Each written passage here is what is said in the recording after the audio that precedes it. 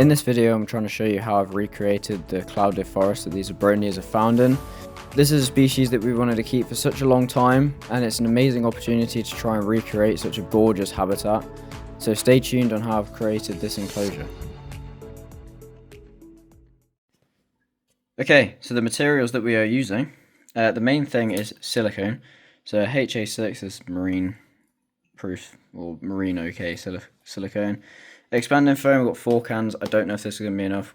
We shall see. And then cork. That round I want to keep as a cork tube, because these guys obviously come from like the clouded forest. So this sort of moss and lichen and vibes are, well, that is the vibe. I mean, you can see how nice these branches are. So got tons of branches to put in there. Got this stuff. It's just some dried coir. And then we've got some dried moss. That's going to go in the bits that aren't being covered by the cork. And then we've got that tube there, which is going to be flattened down into pieces. So that's all the materials. And then we're just going to get building on this now. So what I'm doing right now is siliconing straight to the background. What this is going to do is it's going to give somewhere for the expanding foam to adhere to, so it sticks a bit better instead of being straight onto the glass background. So you can see right now I'm trying to figure out where I'm putting the cork. My vision for the background was it's going to be very heavily corked with moss going in between the cork, as these guys are found in clouded forest in Guatemala. The forests are literally just covered in moss, bromeliads and ferns.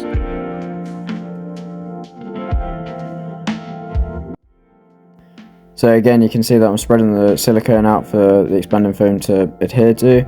I'm trying to figure out where to put all the cork branches. I wanted cork branches going across the enclosure, and then obviously cork going around it as well. Like I say, I wanted it just going to be filled in with moss. Yeah, so just trying to figure out where everything's going.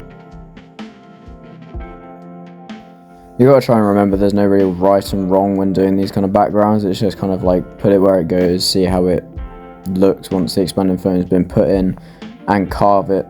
It's not the end of the world if it doesn't look perfect. You can carve it to however you would like.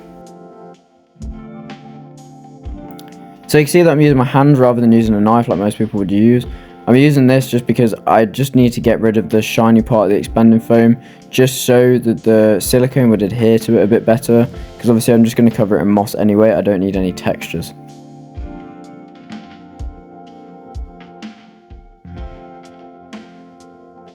So now I'm literally just siliconing and adding the moss. It is literally as simple as getting the silicone on the expanding foam and then putting the moss straight on top. Make sure it's dry so it'll actually stick. If you use wet moss, it won't stick. So I wanted to use this one type of moss for the back, but I ran out and then I ended up having to buy a different species of moss. But it turned out to be a blessing in disguise, because when I started using the other moss, I added it to this back, as you will see later on. And it ended up making the background look a hell of a lot better than what it would have done. So sometimes you got to think that these things are kind of a blessing in disguise. So you can kind of see where the background changes. You can see that it's not the same species on the back. And this is me kind of adding the rest of it to this side. And this is the last side until it's finished. You can see that I am wearing Christmas pajamas. Do not hate. They are extremely comfortable. So leave that one out.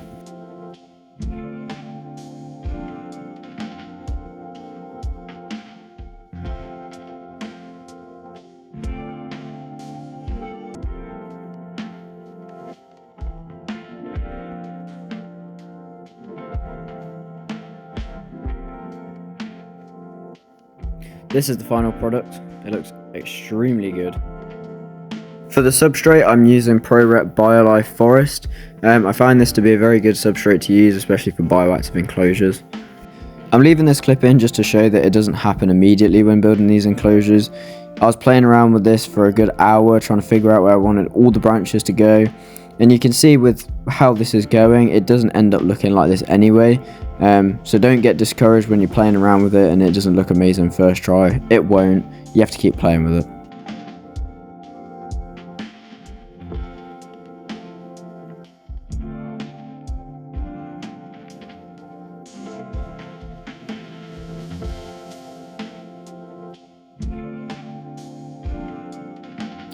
Now onto my favourite part of building the enclosure, which was planting. I love planting enclosures, it's so much fun, I find it really rewarding. But it doesn't happen first try. You can see how the enclosure looks literally right now, and then how it looks at the end. It doesn't happen immediately, it takes a while. This has taken me so long to try and plant this and try and get it right. So don't get discouraged when you are planting the enclosures, because it does take a while. This bromelia took me so long to try and fit inside the enclosure because it's so big, but it is so amazing, so I needed it to fit inside, so I had to cut away at some of the branches just to get it in, but I think it looks amazing where it is. So now I'm showing you how I've attached the bromeliads to all of the branches. So you can see I'm getting the sphagnum moss, I'm tying the string around the sphagnum moss to keep the sphagnum moss on the base of the bromelia. This keeps it hydrated so it doesn't dry out.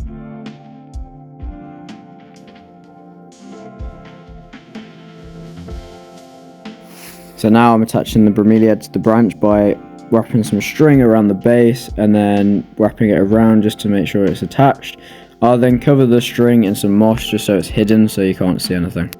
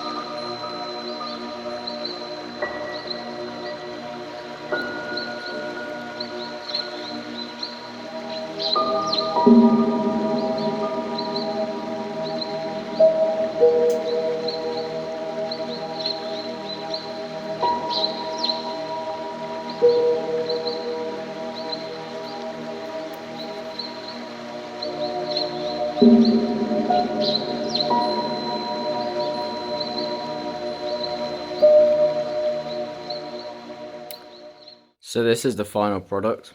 So after a good while building this enclosure and tweaking things constantly just to try and get everything right, putting individual pieces of moss everywhere just to try and make some different textures for the background so it doesn't all look very plain. This is the final product. As you can see, it's very heavily planted. There's a lot of branches and a whole climbable background for them. These Abronias, they come from the clouded forest in Guatemala, which is absolutely stunning. It's just oak and pine forests. They're covered, all the branches are covered in like moss and bromeliads and ferns. They're also found with, well, they're found resting in logs on the floor at the base of the trees as well. So the whole enclosure, you saw the hardscape, so it was the branches in here, the ones that I put in the background. Then there's one giant branch going up the top, which is the one that's got the philodendrons going on it, growing on it, sorry. And then there's this cork tube at the back. There you go. Which you can kind of see. So it goes, the cork tube goes all the way up to about here, just underneath this giant bromeliad. There is a slit in it, so if they want to sit in there, I can tongue feed them if they need to. These guys haven't tongue fed for us yet, but they are doing really well. They are both curled up underneath the bromeliad leaf in the moss. So yeah, the reason we did it like this, well, I did it like this, was because they're found with so many bromeliads. All the enclosures that I've seen is just bromeliads. They're known to be a bit of bromeliad like leaves and things. So I tried to make a whole diversity of bromeliads in here. I wanted this giant one as like a centerpiece. This one is absolutely stunning with the purple, and then we've got this nice, well, this one here. This one's absolutely stunning as well. And then we've got this one which has got a pup coming off it. So the whole enclosure looks very heavily planted already. I'm expecting a few things to die off the way that they have. I've had to replace a couple of ferns, just because ferns don't adjust very well sometimes. It's one of those things. We've got air plants everywhere, so you can see it just adds a bit of texture to the background. You can see that it doesn't look very plain, so the more you look, the more you kind of see, like that there, absolutely gorgeous. We've got Calathea at the back, which has started flowering. This gorgeous fern down here. There's another fern down here, which I've taken some leaves off it anyway. But it just adds a bit of different texture. And then we've got a philodendron. We've got two different phillies. I believe they're the same species though. Growing up the side here with another fern next to this bromeliad, which is, all of them are attached onto the branches. I did clip how I did that. There's one coming out of here with some really nice moss coming around it. Looks absolutely stunning. You can see the different mosses. You can see there's another air plant in here, with this philodendron that's kind of climbing around there already. We've got Spanish moss, loads and loads of stuff, and then we've got the begonia in here as well, kind of just hanging off the side. There's two of them. We're just going to see how this all grows in.